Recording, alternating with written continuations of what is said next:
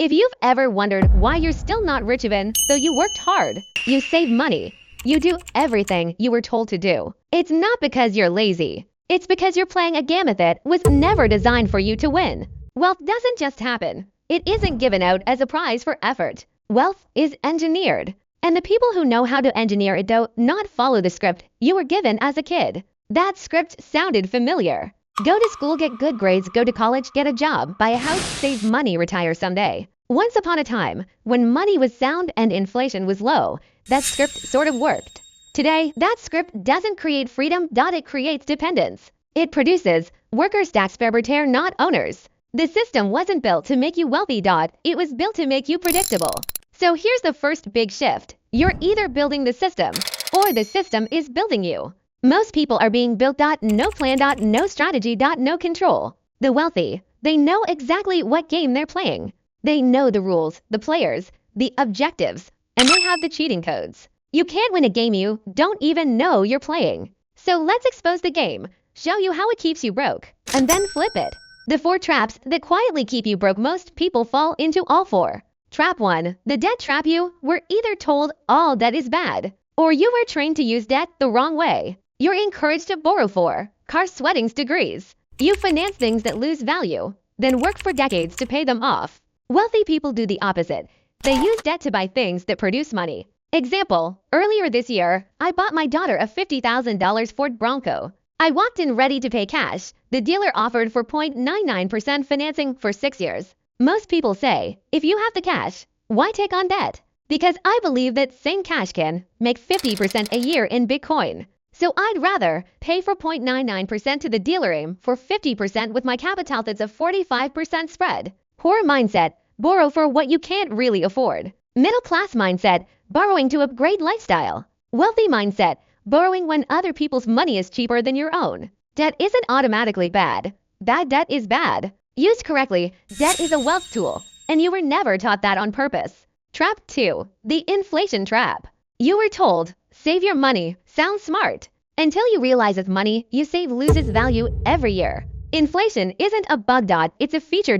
It quietly moves wealth upward. Wall Street says, just buy the S&P 500 and wait 30 years. But since 2000, the S&P 500 has not made a new all-time high. When you adjust for how much new money was created, in real terms, it's down about 20%.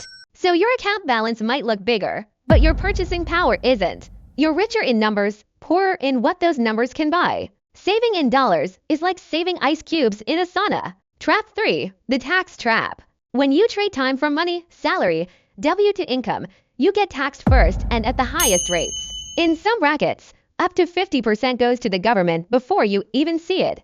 But when money makes money, capital gains, business income, passive income, you're taxed after the fact, or sometimes not at all. The tax code works exactly as designed. It rewards builders and investors. It punishes people who only ever stay employees and consumers. If you just work 9-5 and spend your whole paycheck, you pay the most. Trap 4. The income trap. Salaries cap your upside. Trading hours for dollars equals linear growth. More hours, more money. But there are only 24 hours in a day. The wealthy don't chase more hours. They chase time freedom. Once you own your time, it becomes much easier to create money. Owners build systems that keep working when they don't. Employees are stuck on a treadmill. The reason you must work so hard is because your money isn't working hard enough. So all 4 traps do the same thing. They keep you busy, but going nowhere. If the system is engineered to keep you poor, then wealth has to be engineered to set you free. That brings us to the 5 rules the wealthy live by. 5 rules the wealthy use that you weren't taught. Rule 1. Only borrow for things that make you richer than finance status. Finance assets. Most people use debt for furniture, vacation teas. Wealthy people use debt for real estate, productive equipment, businesses. Golden rule. Only use debt when the interest you pay is less than the return your capital can earn elsewhere. That's what I did with the Broncos. Borrowing at 4.99%, aim for 50% in Bitcoin smart debt.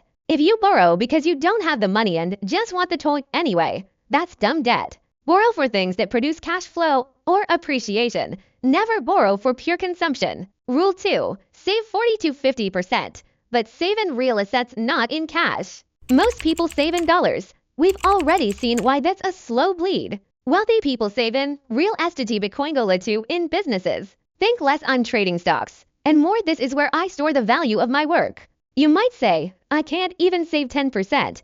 How do I save 40%? You plug financial leaks increase income stops overpaying taxes stop treating every dollar like it's meant to be spent. Every dollar should be doing multiple jobs, compounding entering cash flow creating. Tax advantage suppressing invalid adds the velocity of wealth. Your goal, save aggressively, but save in assets, not in dollars. Rule 3, getting to the revenue side of a growing business. You will not get truly rich off a capped salary alone. You don't have to start a company on day one, but you do want to get paid on growth, not hours. That means working on the revenue side in a growing sector with uncapped upside. Sales, marketing, profit sharing, equity, not just salary, dollar.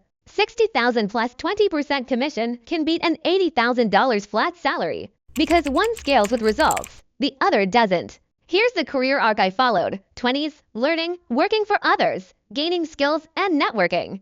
30s, earnings, scale income, build and grow businesses. 40s, owning, expanding business and investment portfolio. Most people get stuck in earnings and never move into real ownership, where wealth actually multiplies. Rule 4, accumulate real money, gold and Bitcoin. Dollars are paper. Paper is the money of dependence. Gold is the money of the free. Bitcoin is the money of the future. Gold is scarce, durable, and can't be printed at will. Bitcoin takes those properties further. You can move $1 billion in Bitcoin with 12 words in your head. Bitcoin isn't just an investment. It's an escape hatch from a system built on inflation and control. I hold some gold. I hold even more Bitcoin. And I don't think of them as trades. I treat them as my savings, just not in their money. Rule 5, borrowing in bad money, buying good assets. This is called a speculative attack on a weak currency. Inflation punishes savers, but rewards borrowers who put that borrowed money into strong assets. If you borrow at 4% and earn 12%, 20%, 50% you're getting paid to borrow. In 1920s Weimar Germany, hyperinflation destroyed the mark. One investor, Hugo Stins, borrowed as much of the collapsing currency as he could and used it to buy factories, gold, and commodities. He became one of the richest men in the world at the time. Today, Michael Saylor is doing a modern version with MicroStrategy, borrowing dollars at 5 to 10% buying Bitcoin that's appreciated around 50% per year since 2020. He turned his company into one of the top performing stocks on the market. You can do a smaller version of this. Buy a rental property with a 30-year mortgage at 6-7%. Use tax depreciation to reduce tax asset. The tenants pay the loan use the cash flow. And tax savings to dollar cost average into Bitcoin. Refinance later. Pull equity tax-free. Repeat your borrowing in a currency that's getting weaker to buy assets that are getting stronger. Borrow weak. Buy strong. That's the whole game. From trapped to engineered, your wealth operating system. Once you start living by these 5 rules, you stop being a pawn and you start becoming a player. But rules alone aren't enough.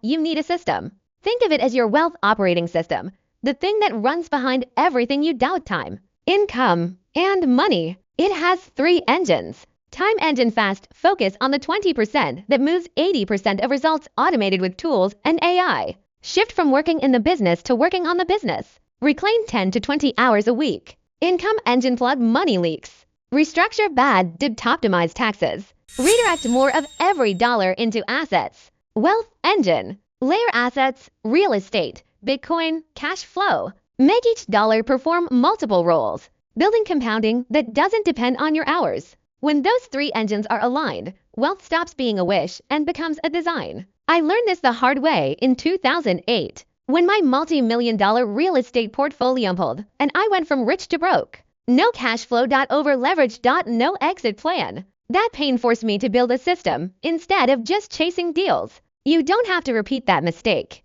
Right now, you have a choice. Keep playing the default game, trading time for money, watching your savings melter. Change the game.